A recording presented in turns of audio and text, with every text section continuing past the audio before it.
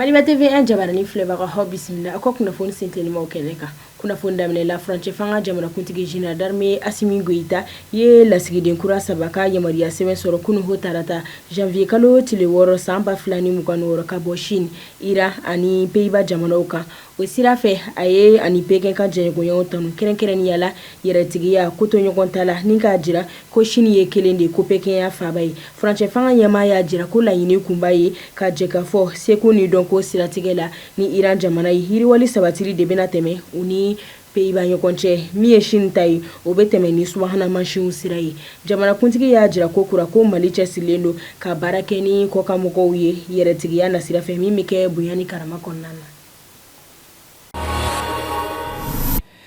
O kɔfɛ ni han bɔra yen nɔ douane ɲɛmakura inspecteur général Cheikhna Amala Diallo ye ɲɔgɔn ye dɔ ɲɛminɛ kunun ho tarata n'a ka baarakɛlaw ye min kɛra ɲɔgɔn lamɛn ni kelenya kɔnɔna na n'a y'a sinsin sɔrɔko ɲumanw kan namara ni yuruguyurugu kɛlɛli ani ka fara yɛlɛma donni na u ka baaraw la min bɛ ɲɛsin ɲɛtaw ma ani ka baara kɛcogoya sariyaw fɔ n'o dɔw bɛ tali kɛ k'i cɛsiri i ka baara la ka don ba la ka baarakɛlaw wanew ladiya ni baarakɛlaw y'a jira k'u sɔnna u ɲɛta baara ninnu ma ani k'u cɛsirilen don k'u ka laɲiniw bɛɛ lajɛlen sabati.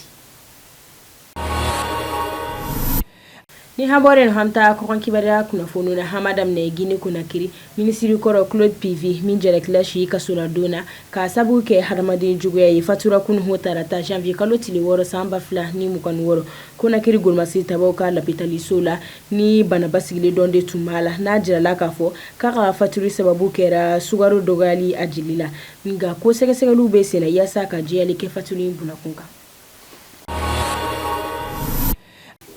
Ama kuncɛ Nigeria sisan Nigeria bɛna baara kɛ ni kunnafoniya ye ka bɔ l'Amérique jamana sanfɛ pankuru yɔrɔ yaasa u yɛrɛ bɛ se k'u ka susuliwaleya kɛ ka ɲɛsin jatigɛwalikɛlaw ma. O latigɛ in taara ka sababu kɛ l'Amérique jamana sanfɛ pankuru ye gosiliwaleya dɔ kɛ Sokoto mara la ka ɲɛsin fariɲɛwalekɛlaw ma n'o kun ye u ka Golimasi tabaw bɛ se k'u ka yɛrɛtigiya sabati. O sira fɛ lakana bɛnkan kura dɔ tɛmɛna Abuja ni Washington ɲɔgɔn cɛ hali n'o y'a sɔrɔ gɛlɛya tɛmɛnen dɔw tun bɛ yen n'o ye ko fariɲɛwalekɛla kulu bɛ ka walejugu ni fariɲɛko ta ka ɲɛsin chrétiens de ma ni Nigeria y'i ban o jalakika ninnu na.